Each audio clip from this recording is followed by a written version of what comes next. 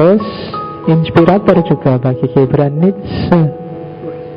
Iya, jangan salah, Gibran itu kategori berpikirnya adalah seorang eksistensialis, tapi bukan eksistensialis gaya Nietzsche. Meskipun Nietzsche sangat berpengaruh. Sama-sama mengidolakan Ubermensch, manusia super. Cuma manusia supernya Nietzsche tidak sama dengan manusia supernya Gibran. Dua-duanya sama-sama tidak mempropagandakan agama tertentu, sama-sama anti tatanan nilai yang dipalsukan, dimodifikasi untuk kepentingan, kemudian anti batasan-batasan yang mengkotak-kotakkan manusia. Dua-duanya menghargai manusia eksis sebagai dirinya sendiri, tidak harus direduksi oleh agama, direduksi oleh aliran, direduksi oleh kelompok. Setiap orang jadilah dirinya sendiri dan tanggung jawablah terhadap hidupnya sendiri. Eksistensialis. Cuma kalau Nietzsche, eksistensialisnya, Ubermenschnya, Supermannya, tujuannya untuk kompetisi. Siapa yang dapat kuasa duluan. Yang gak dapat kuasa, rebutlah kuasa itu. Itu Nietzsche. Kalau kamu kalah, kamu tidak bisa mengekspresikan kedirianmu, rebutlah sampai kamu dapat kuasa, syukur-syukur bisa menguasai orang lain. Kalau Gibran, enggak. Mandirilah dalam rangka apa? Harmoni. Jadi ekspresikan dirimu sesuai apa adamu. Dan kalau setiap orang mengekspresikan dirinya secara jujur, pakai hati nuraninya masing-masing, sesuai dengan fitrah kemanusiaannya, hidup ini akan tentram, harmonis. Begitu ada, kenapa sih kok selalu mandiri individual, kok bukan kelompok? Karena begitu orang berkelompok biasanya bikin aturan. Bikin aturan ini awal-awal mungkin relevan, tapi begitu waktu berjalan, dinamika ganti, biasanya aturan ini akan jadi belenggu, dipaksakan. Dan itulah maka Gibran zaman itu setuju, jadilah manusia super yang tidak terbelenggu oleh apapun, tapi mandiri berpikir, mandiri menalar pakai nurani yang jernih. Kalau semua orang kayak gini, dunia akan tertib. Nah itu bedanya Gibran sama Nietzsche. Kalian boleh milih mau gaya Gibran atau mau gaya Nietzsche. Kalau gaya Nietzsche, berkompetisilah sama yang lain, taklukkan yang lain sampai kalian jadi yang nomor satu. Tapi kalau gaya Gibran, tidak usah mikir yang lain, angkatlah kualitas dirimu sebagai manusia setinggi-tingginya, dan yang lain akan harmonis dengan sendirinya. Kalau kalian bagus, nanti yang di sekeliling kalian juga akan terimbas ikut bagus.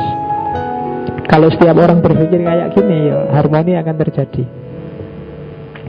Dua-duanya gaya bahasanya agak sendu, saya sebut tadi agak murung. Cuma kalau Nietzsche ini cenderung destruktif, kalau Gibran lebih suka yang konstruktif dan produktif. Itu bedanya. Oke, masih banyak nanti slide-nya, karena slide lama panjang. Yang kedua, para seniman Boston.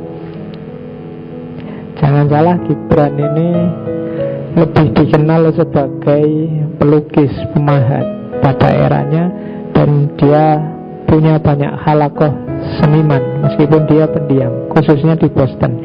Era itu era romantisisme, saya bilang tadi. Dan ada kecenderungan kalau di Boston zaman itu ada jargon the mystic atmosphere of Oriental circle. Jadi hawa mistik dari timur.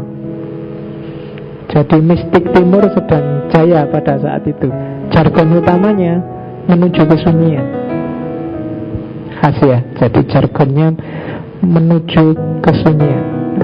Kapan-kapan kita bikin jargon yang ngaji filsafat ya. Menuju ketidaktahuan misalnya. Loh, itu khas loh. Itu seolah-olah tapi menuju ketidaktahuan itu kan begitu kamu sadar tidak tahu, alamat kamu ingin tahu kan. Tapi kalau menuju tahu ya susah nyampainya. Sadar aja dulu bahwa kalian itu tidak tahu, tidak ngerti apa-apa. Jadi jargonnya kita menuju ketidaktahuan. Jadi tuntutannya nggak macam-macam. Sampai kamu ngerti, oh alah Pak, ternyata selama ini saya tidak tahu toh. Berarti sukses sudah.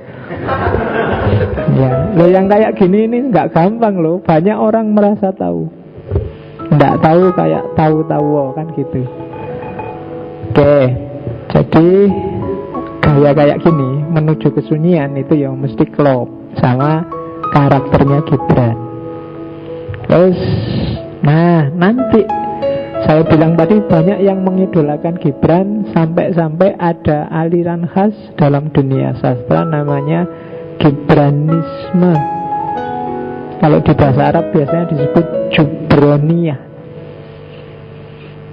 Jadi Gibranisme itu yang menginisiasi grupnya Gibran. Dia punya satu kelompok penulis, murid-muridnya yang disebut Robitoh Al-Qolamiyah, ikatan para penulis. Beberapa muridnya terkenal, misalnya Elia Abimahdi, Masib Arido, Fauzi Al-Ma'luf, termasuk yang banyak menerjemahkan bukunya dalam bahasa Arab, Mikail Nuaimi. Jadi orang-orang inilah nanti membawa gaya baru dalam dunia sastra yang mengikuti gayanya Gibran, namanya Jubroniyah. Cirinya apa? Ciri yang pertama adalah romantis.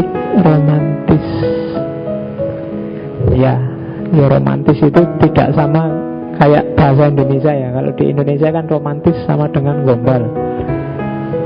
Kalau romantisisme enggak. Romantisisme itu saya bilang tadi merujuk ke era aliran. Mungkin dulu bisa dibuka lagi babnya tentang romantisisme, termasuk Voltaire dan kawan-kawan. Jadi arahnya hidup yang sesuai fitrah, yang alami, sesuai kodratnya manusia. Itu romantisisme. Dari asal kata roman. Roman itu kan karya sastra yang isinya biasanya kisah percintaan.